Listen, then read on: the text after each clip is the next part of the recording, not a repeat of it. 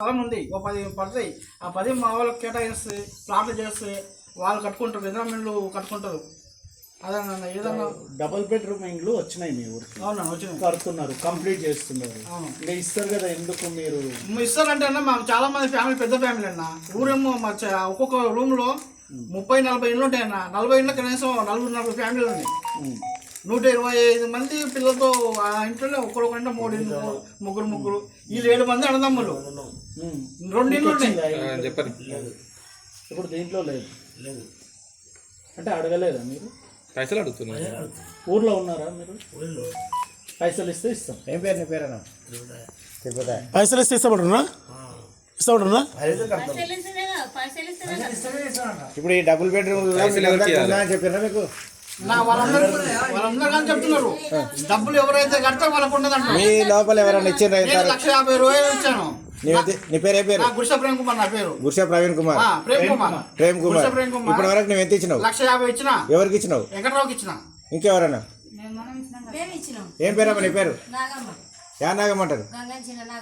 ఎన్ని ఇచ్చినావు? ఎవరికి ఇచ్చినావు? మళ్ళీ ఇప్పుడు ఎంత అడుగుతున్నారు? 1,20,000 ఇచ్చినాక మళ్ళీ 1,16,000 అడుగుతున్నారు. ఇంకెవరు ఇచ్చారు? ఏం పేరమ్మా? యా నాగేంద్రమ్మ. ఇంతవరకు ఎన్ని ఇచ్చినాము? ఇప్పుడు ఎన్ని అడుగుతున్నారు? మళ్ళా 90,16 వాళ్ళు ఏమంటున్నారు? ఇంకెవరైనా ఇచ్చిరా?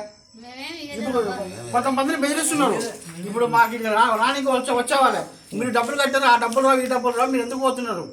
ఇప్పుడు గవర్నమెంట్ ఇల్లు ఇస్తున్నారు. గవర్నమెంట్ ఇల్లు మాకు అందరు కలిపి గవర్నమెంట్ అందరు పంచుతుంది. వీళ్ళు ఇవ్వడానికి వీళ్ళు సరిపోరు అని వాళ్ళ పేరు చెప్పి డబ్బులు వసూలు చేస్తుంది. వీళ్ళు ఎవరన్నా ఇవ్వడానికి మొత్తం 2,16,000 కడితే ఇల్లు, లేకపోతే లేదు. దర్వాజాలు కూడా ఈ డబుల్ బెడ్రూమ్ ఇల్లు గతం ప్రభుత్వంలో వచ్చిన ఇల్లు. ఈ స్థలం ఇంకెంత ఖాళీ ఉంటది? ఇంకా ఉంటుందన్న 10 ప్లాట్లు పడతాయి. ఇందిరా మిల్లు ఎన్ని వచ్చినాయి మీ ఊరికి? ఇందిరా మిల్లు ఒక 10-15 వచ్చినాయన్న. ఆ 10-15 కట్టుకోవడానికి ఒక్కటి స్థలం లేదు.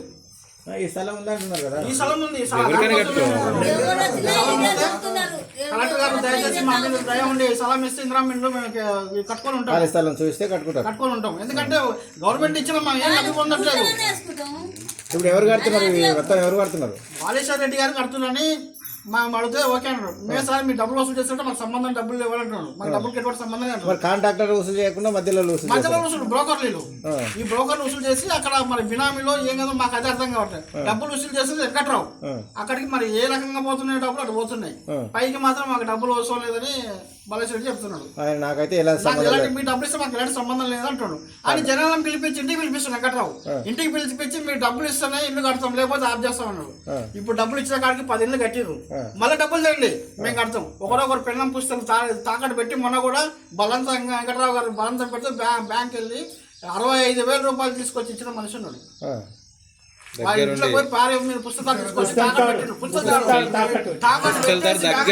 బ్యాంకులు తాకట్టు పెట్టించారు. దగ్గరుండి తాకట్టు పెట్టించి ఆ పైసలు మళ్ళీ విత్ డ్రా చేపించి లిక్విడ్ క్యాష్ మెయింటైన్ చేస్తున్నారు. ఆన్లైన్ ట్రాన్సాక్షన్ కూడా లిక్విడ్ క్యాష్.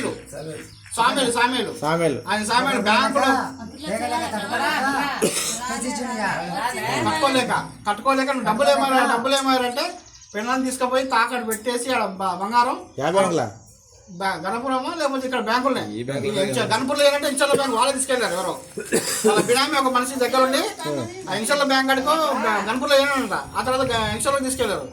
తీసుకెళ్ళి 65,000 వస్తే మళ్ళీ liquid cash only, phone pay వద్దు, నో ఫోన్ పే, ఓన్లీ క్యాషే కావాలి. క్యాష్ ఇస్తున్న ఫోన్ పేలో కొడితే మాకు ఇబ్బంది అవుతుంది.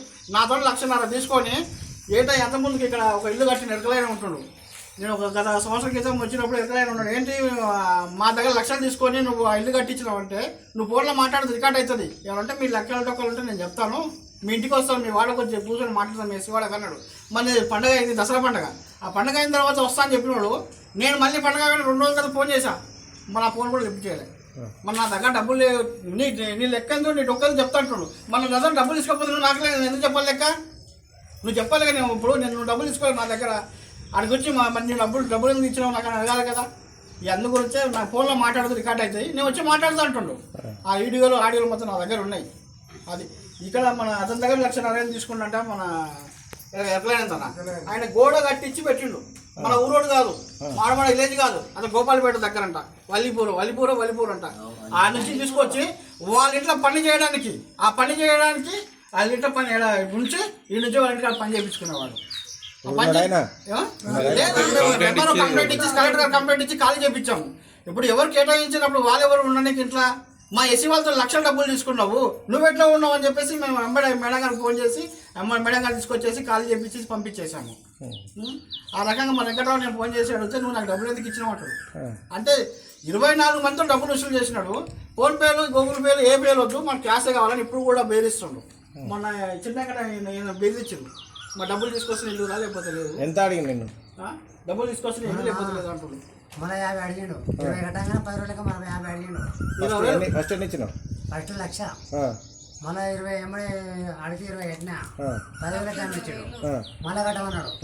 మేము మాతో ఇప్పుడు లేవు, నాకు పూజ చేసుకొని బతుకుతున్నాము, కరుపానికి పోతే కరుపానికి బ్యాలు కూడా పడతలేవు, లేదా కడతాము 2 నెలలు 3 టైం ఇస్తే కడగలుగుతాను. మళ్ళీ ఎంత అడిగిందో? 50 అడిగినా. అంటే ఆయన అడగలే, మధ్యలో పోకరు గారు ఎవరు మధ్యలో మా వాళ్ళే మధ్య మా దాంట్లోనే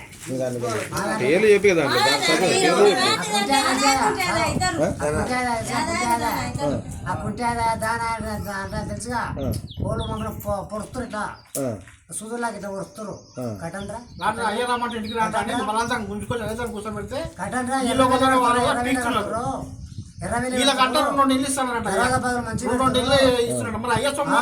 గవర్నమెంట్ పెడితే ఆ సిమెంట్ ఇటుకి పెడతారు, సిమెంట్ ఇల్లెటర్ పెడతారు, వాళ్ళు మంచిగా కట్టారు, దరాజా బాగా మంచిగా పెడతారు, ఎర్రటిగా పెట్టి కడతారు, పైలు కట్టండి మంచిగా ఉంటాయి మనకి ఇల్లు అని తగ్గ పెట్టరు. ఆయన ఏమంటాడు, ఆయన అందరం మొత్తం అంతా కుదురుకున్నప్పుడు ఇల్లు కట్టవుతారు, మొదలు పెట్టవుతారు. 1,40,000 ఒప్పుకున్నాం కడతామని. గవర్నమెంట్ నుంచి వచ్చి కాక 1,40,000 ఇస్తా ఉన్నారు. అప్పుడు 1,40,000 చేస్తున్నారంటే గవర్నమెంట్ నుంచి కట్టే ఇల్లు ఆగవు. గవర్నమెంట్ నుంచి కట్టే ఇల్లు సిమెంట్ తో కడతారు, ఆగవు. మొత్తం 2,16,000 16,000 ఇస్తేనే ఇల్లు ఇస్తాం. 2,16,000 ఇది ఎట్లా కడుతున్నారు అంటే ఏదంటే ఇంతకుముందు ఎట్లా కడుతున్నారు అంటే ఇంట్లో లిక్విడ్ క్యాష్ ఒకరొకరు 2 ఇల్లు అంట, ఒకరొకరు సిమెంట్. అప్పుడు గవర్నమెంట్ కట్టేది ఫిల్టర్ ఉసుక. ఈ ఓన్లీ బయట మేము ఈ ఊరు చివరికి వెళ్ళి బావి దగ్గర పక్కన ఉంటే ఆ ఫిల్టర్ ఉసుక మొత్తం బావి కాడ తీసుకుపోయి ఉసుక ట్రాక్టర్లు కడుగుతున్నారు. ఆ ఇల్లు కూడా మా దగ్గర ఉన్నాయి.